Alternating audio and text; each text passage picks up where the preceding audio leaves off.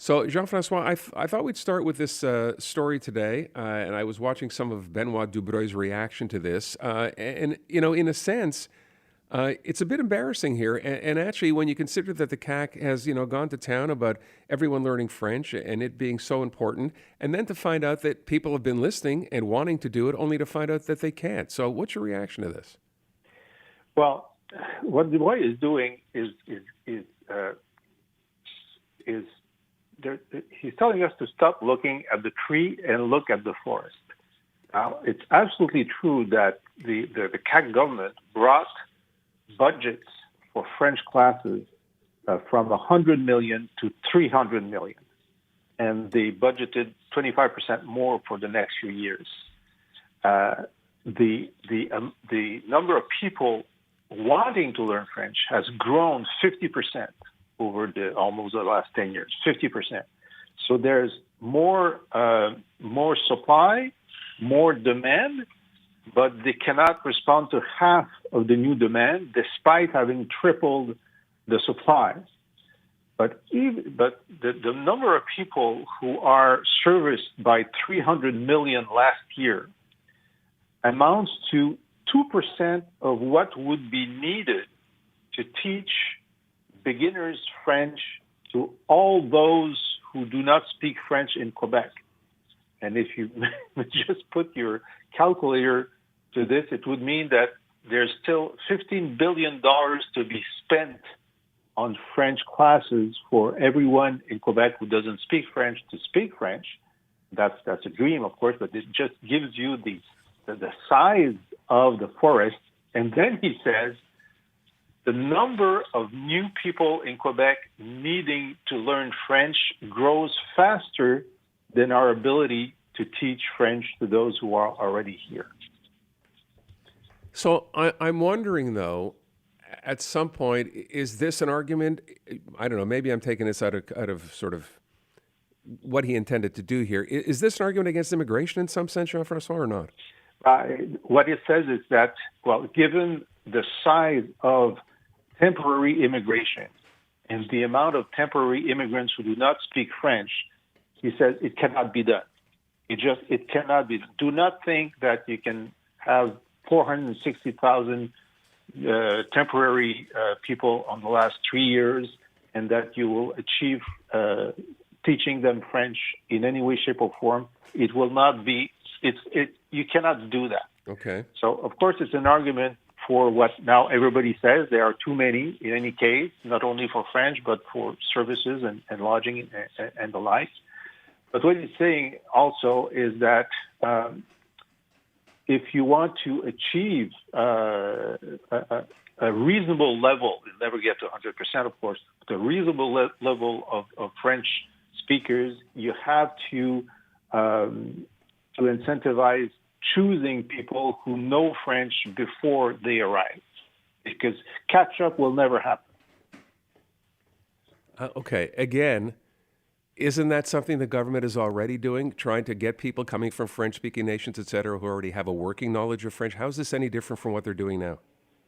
Well, in terms of permanent selection, they have been wanting to do that, and they're starting to achieve that permanent selection. In terms of selection of foreign students, I've been told just this week that there's a greater number. Well, you remember all these African Francophone students who could not come because of visa problems from Ottawa. That seems to be pretty much solved. And so the proportion of French-speaking foreign students is growing. So these are achievements.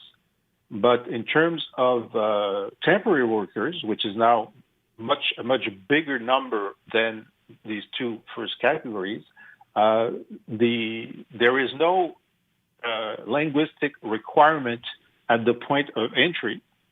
The only linguistic requirement on the table is that for those controlled by Quebec, which is less than 20% of the total, they should prove that they can order coffee in French after 3 years if they want to renew their permit. Quebec is asking the Canadian government to do the same for the bulk of the temporary workers, and we're still waiting for an answer on that.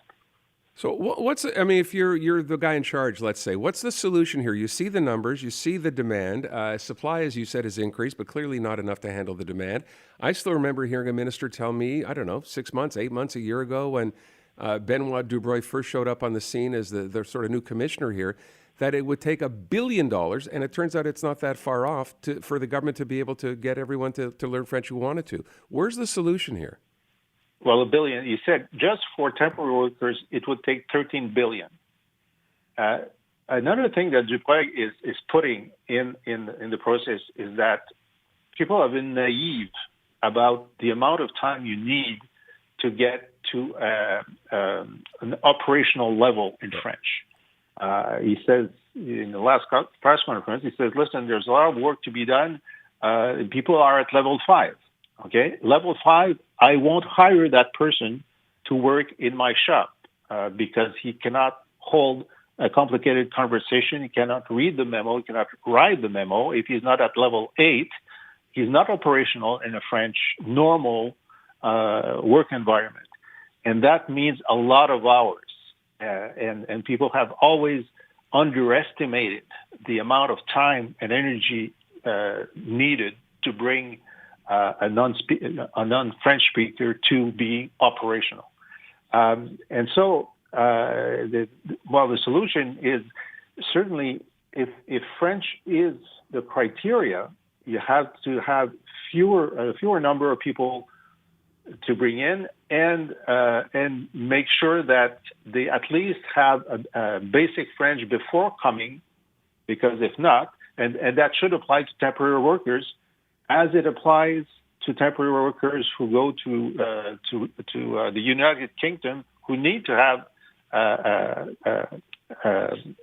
basic understanding of English just to get the temporary permit. Do you think the government reacts to this? I mean, this is Benoit Dubroy. This is not the government in power necessarily. Obviously, it's two different entities here. What do you think their reaction to this is going to be? Well, you see, Jean-François Roberge this afternoon said, "Listen, we're on this boat, and we're trying to go up the current, but he says the federal government keeps punching holes in our boat, and that's the ask of the federal government to reduce the number of temporary workers and accept some linguistic requirements. Although I'm yet to see any language of what they're asking the federal government to do in terms of linguistic requirements for temporary workers. Okay. I haven't seen that." Okay, I guess that's a bit of a challenge to them then. All right, let me move from that and move on to this story here about and we talked about this earlier on as well. This whole Santé Québec bureaucratic explosion with heads and assistants, et cetera. Now there's a new one, Legault government defending $173,000 annual remuneration to Christian Germain, chair of their board of directors, 4 times more than what the previous remuneration, I guess, was that she was getting. Look, I brought this up when we first talked about it. We know that a lot of money is being spent in Christian Dubé's reorganization here. Yet at the same time, you have nurses who still do not have a contract. You have doctors who are now in a fight with the government. Have we lost sight of the forest for the trees here? Listen, you and I are old enough to be fond of Lee Iacocca. Remember Lee Iacocca? Sure.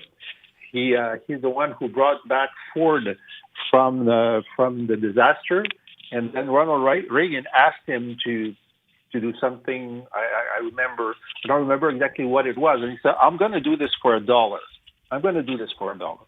I'm already a millionaire, And so we're having people here. Christian Germain is an extraordinary entrepreneur who is very wealthy, and she's not getting the $44,000 a year that other public sector chairmen of boards have. She's having quadruples. Why? Why doesn't she say, "I'm going to do this for $1 because it's important for Quebec society"? I'm looking for people who want to devote themselves to public service once they become millionaires. It's the same for Ms. Biron, who was at the Biron laboratories. She's a millionaire. Why did she need all this money? It's, where is Lee Iacocca? Okay. It's all. But Lee Iacocca was Chrysler, wasn't he?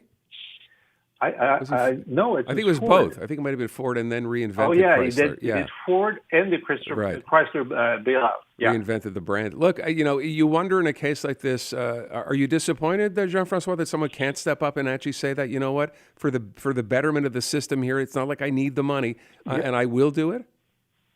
I don't need the money, you mean. Right. Yeah, I'm very disappointed. Very disappointed. Sophie Brochu, she was at Hydro-Quebec. That's a good salary, almost $500,000. And she was asked, why are you still on the board of the Bank of Montreal? It's because it's $200,000 a year. And if you ask me not to be on this board, I'm going to resign from Hydro-Quebec. What? How much is too much? Well, this is the best job you'll ever have to lead the... Remember Pierre Bourque? Well, he was not very wealthy. He decided to be mayor for $1 a year. You remember that? I do. Wow. Okay. I don't think we're going to change any minds, but it's an interesting conversation to have. Jean-Francois, thank you. Appreciate it.